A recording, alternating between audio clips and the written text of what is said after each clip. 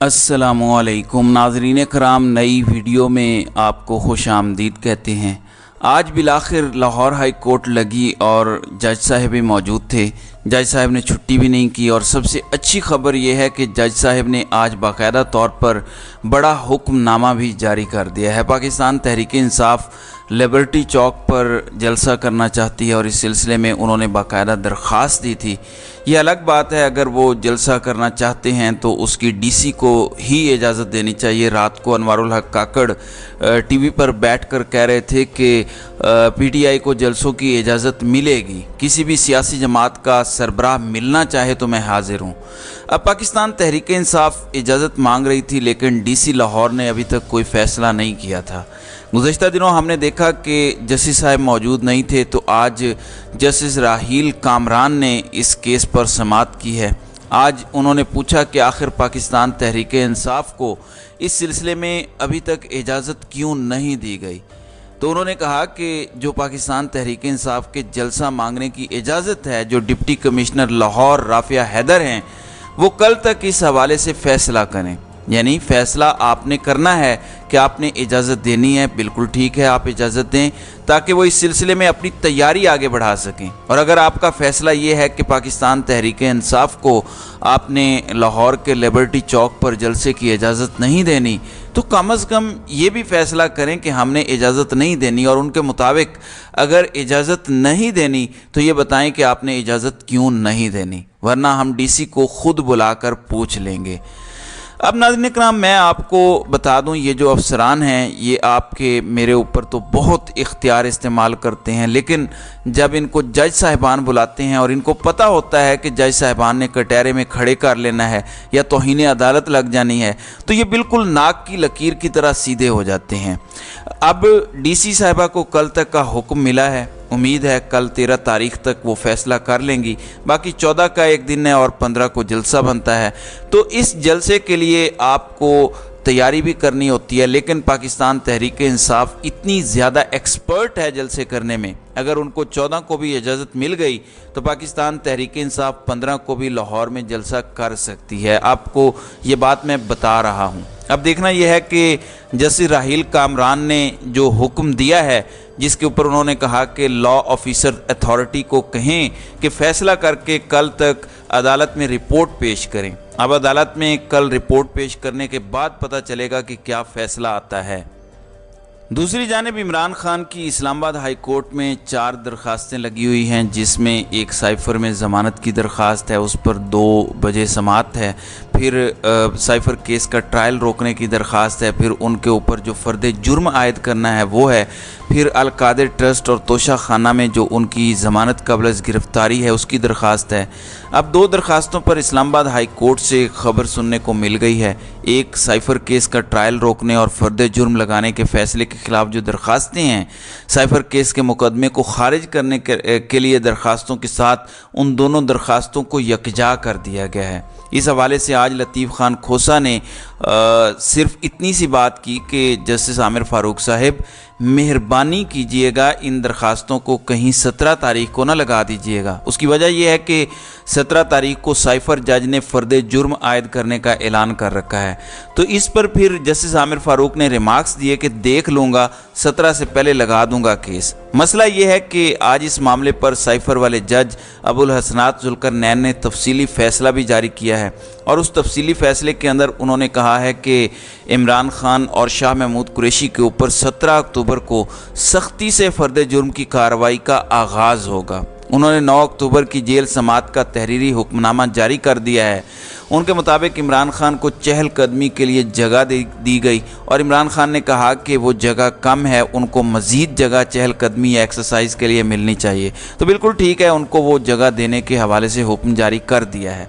अब Islamabad high court क्या फ़ैसला करती है, ये बहुत ही इंपॉर्टेंट होगा। अच्छा, एक चीज़ मैं बताना भूल गया जलसे से मुतालिक कि पाकिस्तान तहरीक इंसाफ तो 15 अक्टूबर को जलसा करना चाहती है, उसको इजाज़त मिलती है या नहीं मिलती, लेकिन मुस्लिम लीग नून को जलसा करने की इजाज़त मिल रही है। और तो और छोड़िए, पाकिस्तान पीपल्स पार्टी ने 18 अक्टूबर को लाहौर के इलाके टाउनशिप के मेन बाज़ार में जलसा करने के हवाले से ज़िला इंतज़ामिया को दरख्वास्त दे दी है। और आप हैरान इस बात पर ہوں گے کہ پیپلز پارٹی کو بھی جلسے کی اجازت مل جائے گی، لیکن اگر جلسے کی اجازت نہیں ملنی تو وہ پاکستان تحریک انصاف کو نہیں ملنی، اور پاکستان تحریک انصاف کو کیوں نہیں ملنی اس کی وجوہات بہت زیادہ ہیں، وہ آپ جانتے ہیں۔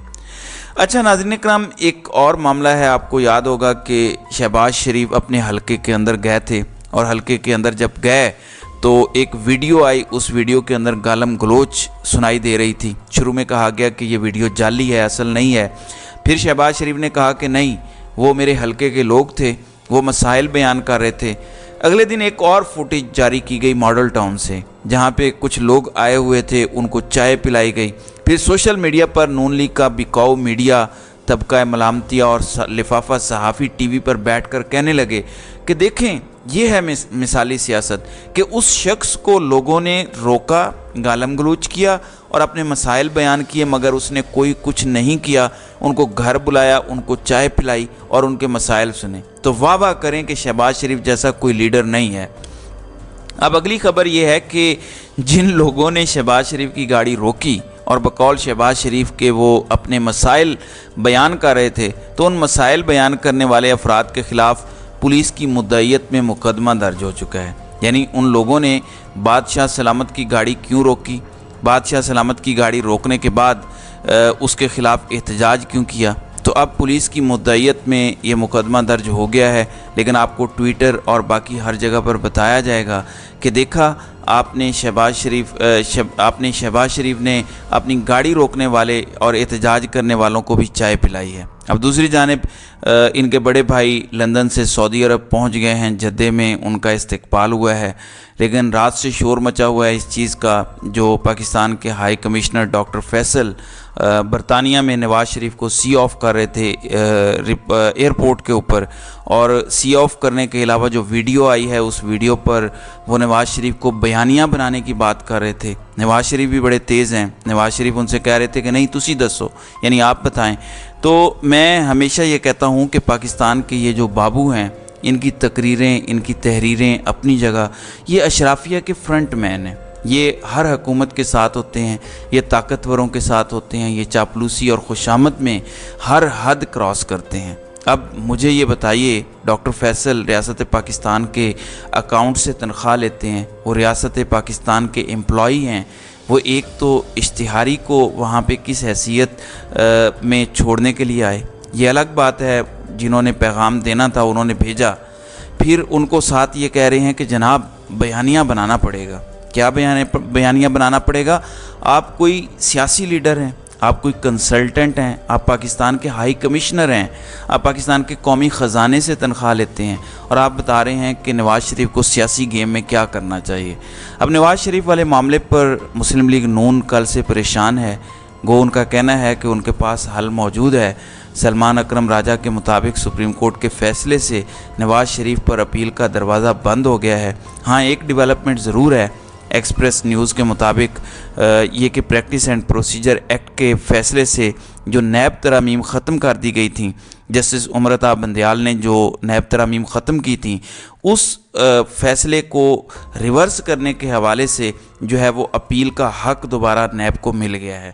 تو اب نیب جو ہے وہ اس حوالے سے ریفرنس دائر کرے گی، اور اگر یہ فیصلہ ریورس ہو جاتا ہے تو پھر نواز شریف، شہباز شریف، آصف زرداری اور دیگر وہ تمام لوگ جن کے اوپر نیب کیسز تھے وہ ختم ہو سکتے ہیں۔ تو ناظرین اکرام، آپ کی اس ویڈیو کے حوالے سے کیا رائے ہے؟ آپ اپنی رائے کا اظہار کامنٹ سیکشن میں ضرور کیجیے گا۔